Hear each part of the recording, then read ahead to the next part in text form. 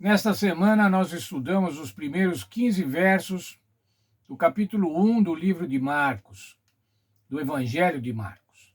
Vimos a pregação de João Batista, vimos o batismo de Jesus. Além disso, nós vimos o início do ministério do Senhor Jesus. O nosso verso para memorizar aponta bem para isso. Depois de João ter sido preso, Jesus foi para a Galiléia, pregando o Evangelho de Deus. Ele dizia: o tempo está cumprido, o reino de Deus está próximo, arrependam-se e creiam no Evangelho. O estudo que vamos fazer hoje, irmãos, um breve estudo, apresenta a notável relação, a notável correspondência que há entre a mensagem do primeiro anjo, de Apocalipse 14, 6 e 7, que estudamos alguns sábados atrás, e o evangelho apresentado por Jesus, em Marcos 1, no verso 15. Lembre-se, irmãos, quando falamos do Apocalipse, Apocalipse é a revelação de Jesus Cristo.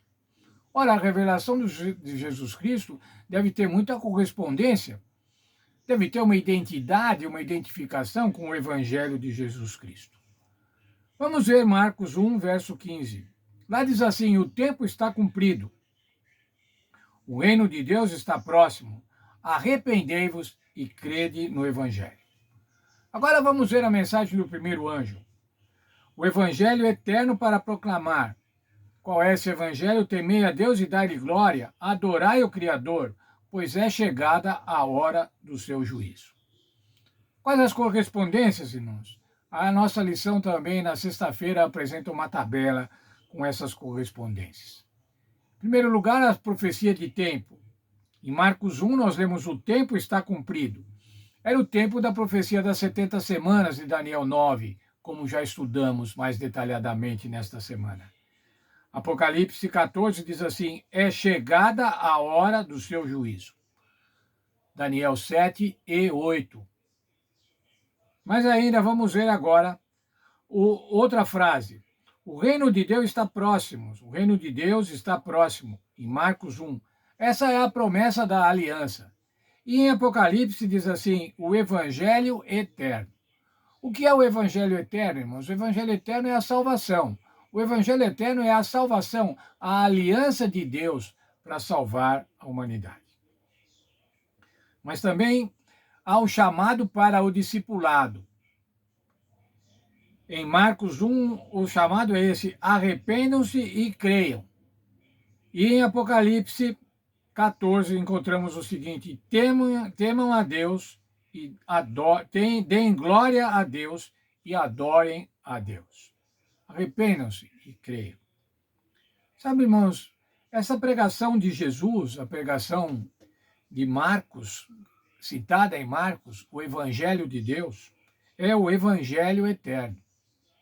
Mas em Apocalipse, irmãos, fala que essa é a nossa pregação. É a pregação dos crentes dos últimos dias, dos últimos tempos.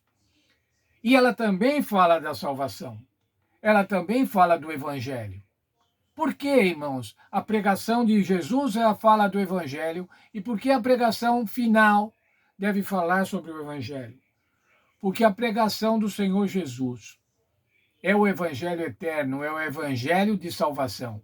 Ele permeia todas as gerações, desde a época de Jesus, desde antes da época de Jesus, desde os patriarcas, mas permeia todas as gerações até os nossos dias.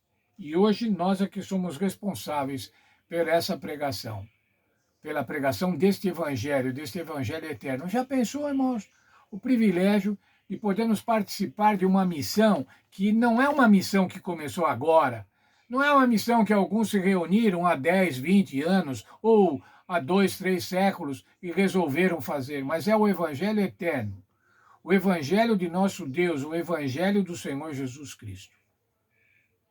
Nós podemos participar dessa missão eterna. Que Deus abençoe, irmãos, cada um de nós e que a gente possa ficar muito feliz estudando o livro de Marcos.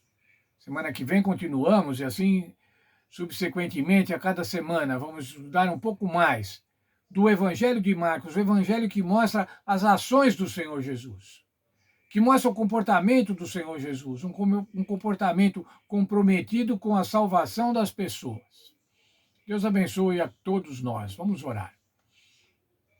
Obrigado, Senhor, porque pudemos nessa semana estudar livremente os primeiros versos do Evangelho de Marcos, onde vimos a função de João Batista, aquele que era o precursor do Senhor Jesus, o mensageiro.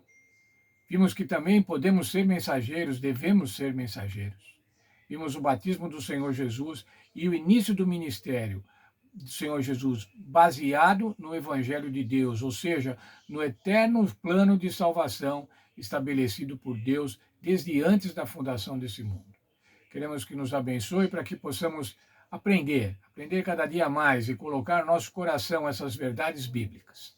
É o que peço para mim e para cada um dos nossos irmãos, em nome do Senhor Jesus. Amém. Feliz sábado para todos. Feliz sábado para cada um de vocês, nas suas igrejas, nas suas classes, nas suas famílias. Aproveitem o sábado. O sábado é o dia da alegria, memorial da criação, como estudamos no trimestre passado.